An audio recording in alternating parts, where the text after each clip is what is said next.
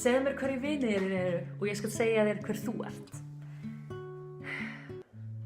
Ertu í kringum fólk sem dregur þig niður í stað þess að lyfta þér upp? Ertu í kringum fólk sem tekur orku frá þér í stað þess að gefa orku? Þá þarf þetta kannski að skipta vini, því að við erum nefnilega meðaltalið af þeim 5 manneskjum sem við eyðum þessum tíma með. Þannig að það er rosa mikilvægt að eiga vini sem maður lítur upp til, vini sem þroska mann og inspirera mann til að vera betri manneskja. Þegar lífið fylgir nógu mikið af áskorunum eins og við þurfum að hafa sterka manneskjur sem styðja okkur og sem virða okkur.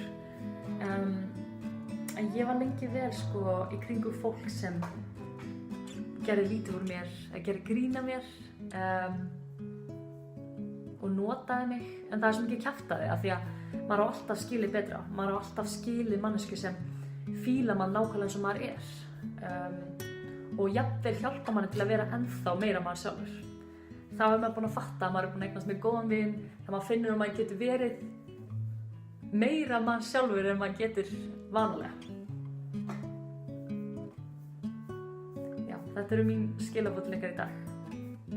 Verið í kringum fólk sem fílar ykkur eins og þið eru og inspirerar ykkur og gefur ykkur orku.